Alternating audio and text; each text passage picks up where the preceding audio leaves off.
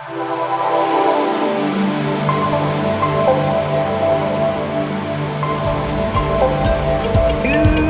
morning, Max. How are you doing today? I'm doing well, Julien. How are you? How's Paris? How's the evening?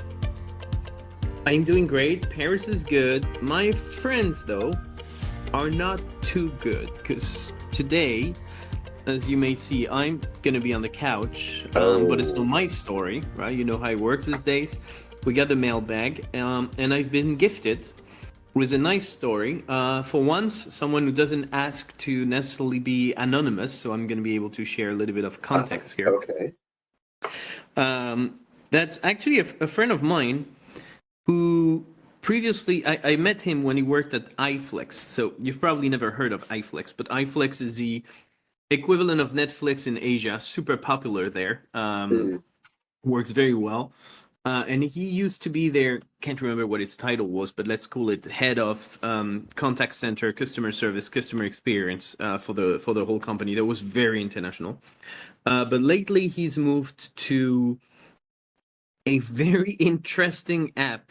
I think they're pretty international by now. I'm not sure they are in the US. It's called Dr. Lib, which is 10 years ago it did not exist, and today you wouldn't know how to live without it. That's an app to book an appointment with a doctor, and we know how oh boy. difficult it could be, Yeah. right? Okay. And they fix that, and they're super innovative. And again, he's managing everything customer experience. And why I'm giving you that context, so I'm talking about Cedric Bloom. Why I'm giving you that context because what's happening to him is pretty painful, especially for someone who works in the business of making customers happy. Having this kind of experience is not fun in any way. So that's the story I'm going to be sharing with you today. I, however, got the story in French, did not take the time to translate it, so it's going to be live translation. So forgive I my trust you. English. I trust you. You can do it. And also I'm going to try to skip the brand names. Yeah. I don't like to do brand shaming, so let's see how it works. So here's the story. I bought that specific watch. The kind of watch is it's not just to see the time, but it gives you the steps and calories and typical Yeah. sport watch, Yeah. Yeah. right? So like So like I my bought that. Apple Watch. Yeah, this kind of thing. So I bought that specific watch about 3 years ago, and 3 years later, it starts showing signs of getting old with oxidation on the side and on the connectors, and therefore it would not charge too well anymore when you would Mm, try to mm. recharge the battery. So after 22 months, I sent it back to a factory, I guess, so basically to customer service. They do the switch pretty quickly. I receive a refurbished watch that lasts for another year before showing the exact same problem. And at that time, we are in mid-October 2022. So I do it all over again. I ask for an exchange, and that happens pretty correctly. But this time, the battery doesn't last for even 3 days. And that's when things go down. So I Mhm. have a first call to customer service, and they ask, could you please update the firmware and call us back if the problem's not fixed? So it's worth noting that the watch does not update automatically. Even if you synchronize it with the app, you have to go to the computer app, which is great because it's PC only, and most companies don't allow you to install any random app Right. on Right. your office computer. So if you don't have a computer anymore at home, which seem to happen with more and more people just using their smartphone for everything, you may need to actually borrow a computer from a friend, which is exactly what he had to do. So we install it, update the firmware, and well, problem still exists. So second call to the customer center, customer service, and the answer they give him is, have you thought about putting it back to factory setting after the firmware update? And he's like, well, no one told me to do that, and it's not written anywhere in your FAQ, so no, I did not. Well, can you do that and call us again if the problem's not solved? So at that point, I'm kind of losing it. And maybe you could have told me that from the first call to save me time, or I don't know, send me an email with a process to follow or update your FAQ or whatever. But anyway, I do it, and big surprise, well, the problem's still here. So here comes my third call to the customer service. Hi, my watch still cannot last for more than 3 days. Oh, all right. But we have a problem. We don't have that watch in stock anymore. Yeah, so? Well, we don't have it, so I can exchange it. All right, so I have a watch for which I've paid a warranty, and you just can't replace it. All right, I'm going to check with my supervisor to try to, give you an upgrade and exchange it with the newer model, and I'll call you back before the end of the day. Well, guess what? 2 days pass and still no calling back. So here, he does his own analysis here. I want to notice that the customer service agent took a positive initiative to find a solution, but just did not follow through and make anything happen. Right. So I contact the customer service yet again, and I'm being told I'm going to receive a new cable to test if it's not a cable issue. Obviously, the cable worked very well with the previous 2 watches, so it can't be that, but hey, that's a process, so let's follow through. So I received the cable, huge surprise, no change. Now, I'm being asked to make the exchange again, but I still don't know whether I'm going to receive the same watch or the upgraded watch. But anyway, I just don't want to argue. I send the watch, and that was on December 20. By the time he wrote that story, that was already January something, probably a couple of weeks ago, couple of weeks after the New Year, half January. And he has a confirmation that the watch has been received by the warehouse on the next day, so December 21st. But still no update on their website.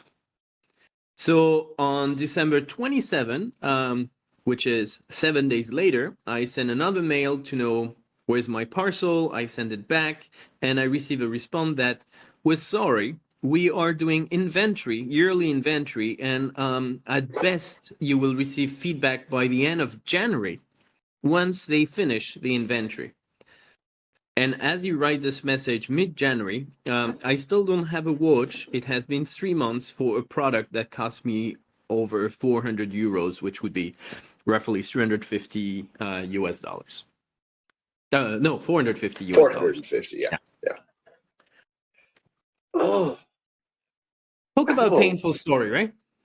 This is a painful story. There's so many. So it reinforces my never wanting to have a warranty.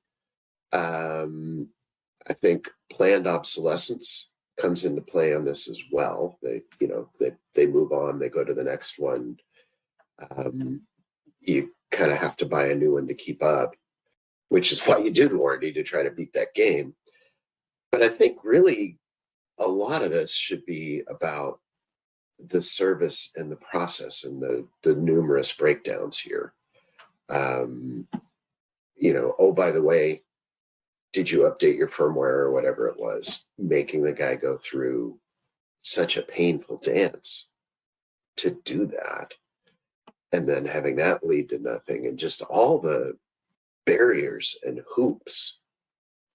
This is so brutal.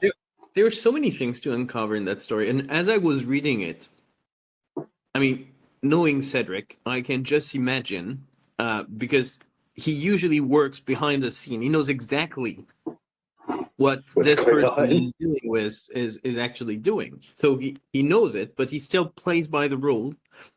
And I can just imagine the frustration of him figuring out everything that's broken in their process that leads to that specific disaster.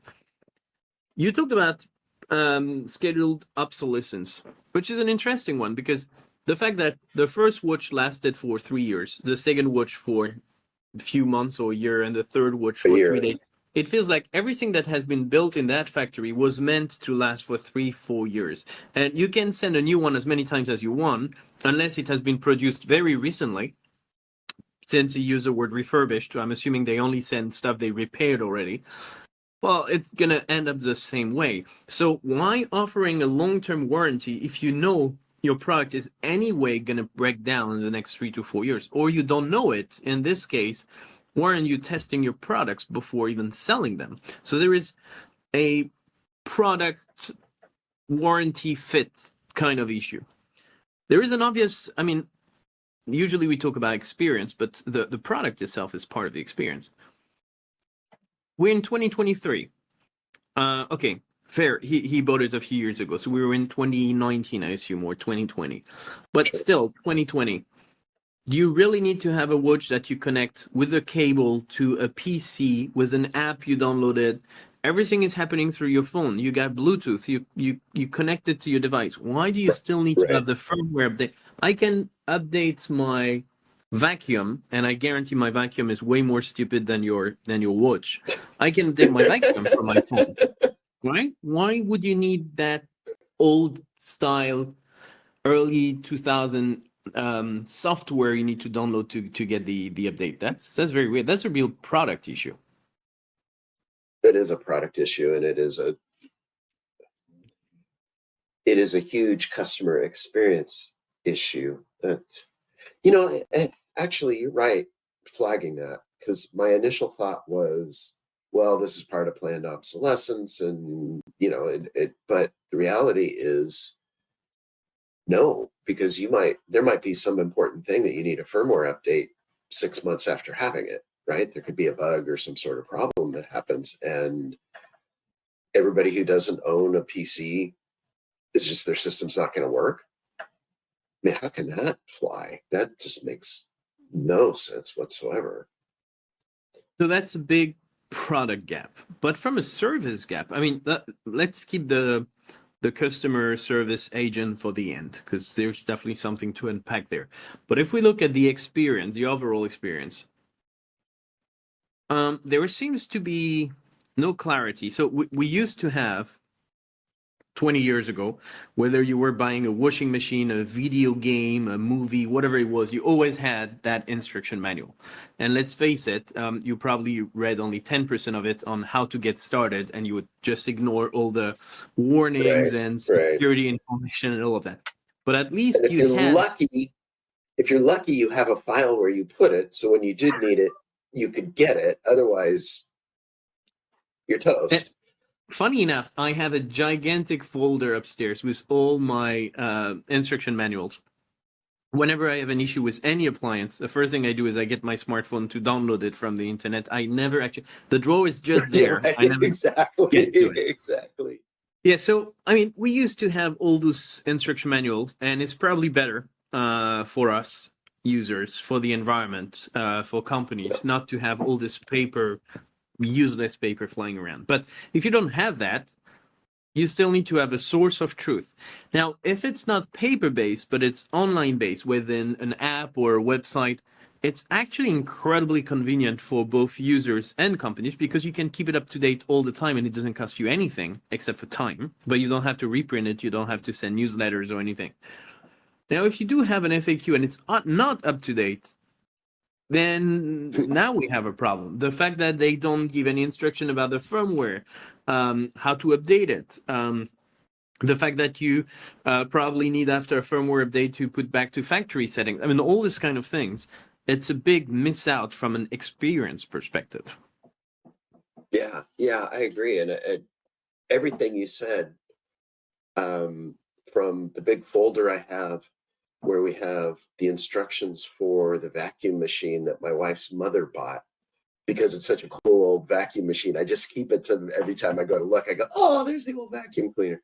To how much nicer it is when I can just go online. Of course, the challenge going online is, which version of my watch is this, or which Maytag dishwasher do I have, when there's 652 different models. Figuring that stuff out is a little tricky, but it's worth it for your point, getting the updated stuff and everything. So that's great. But what you say makes sense for a washing machine, makes sense for your TV, probably, definitely makes sense for your vacuum. But here we're talking about a connected watch. So your watch is connected to an app that sends information back and forth, right? Because that's the whole purpose of this kind of sporty watches, to track everything you're doing. So they know exactly what model you have. They know exactly what update you have. They should be able to prompt you, oh, you need to update the firmware now. If they can't do it through the app, which is a big miss, at the very least, they should know now it's time to update it and send you notifications. And the follow-up information. Now you update the firmware. Click here to reset to factory settings. It kind of really feels like something big is missing from that product. I agree.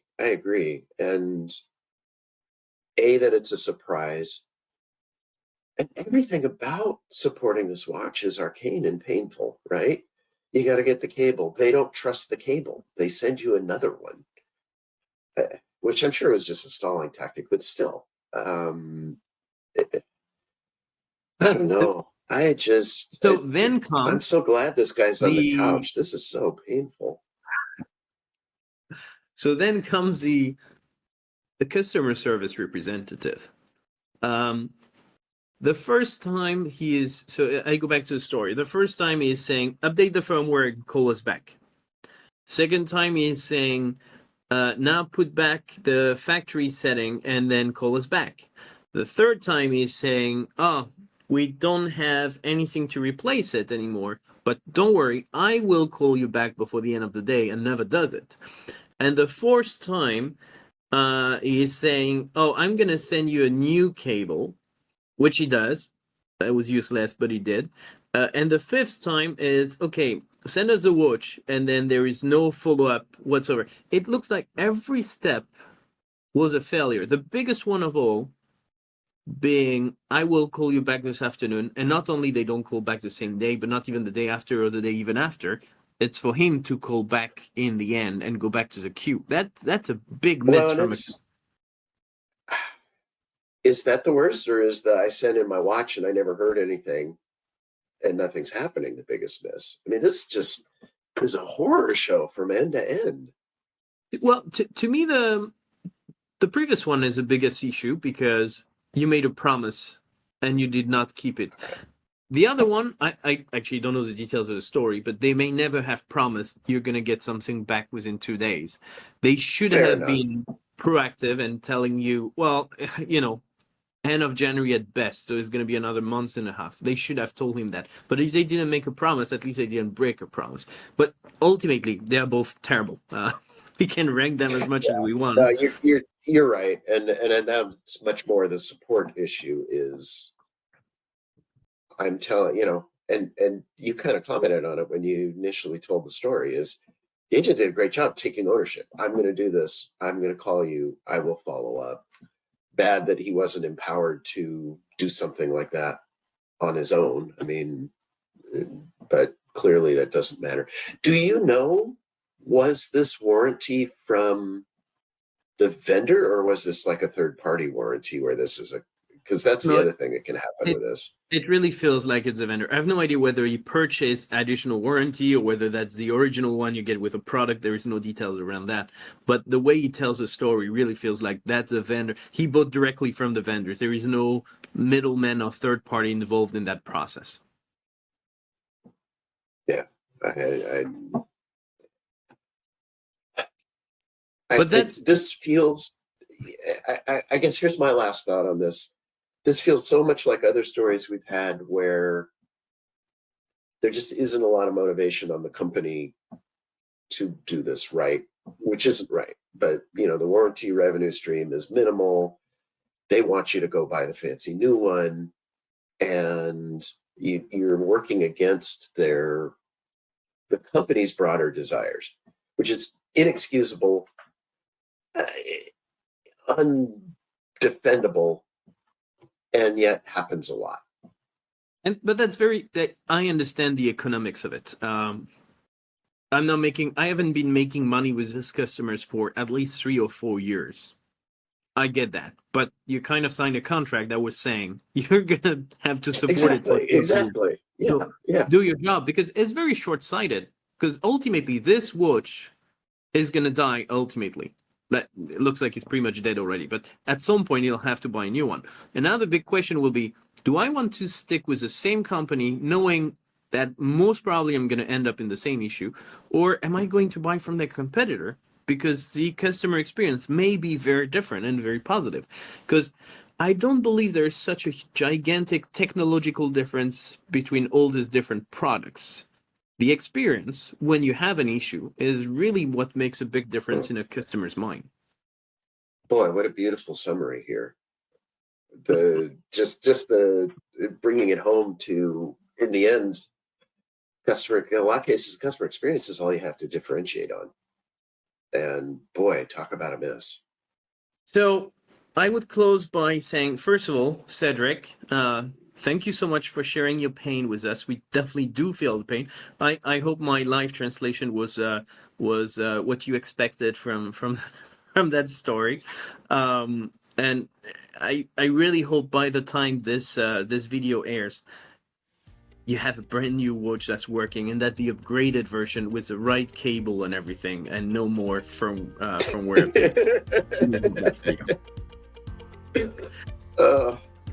Here. I got nothing to add. That was this is one of the sadder stories we've had. Perfect. Well, thank you so much, Max. Again, thank you, Cedric, and everyone for watching. Have a beautiful day, and Max, I will definitely talk to you next week. All right, I will bring some pain, and I'm looking forward to it. Thanks, Julien. Take care. Thank you.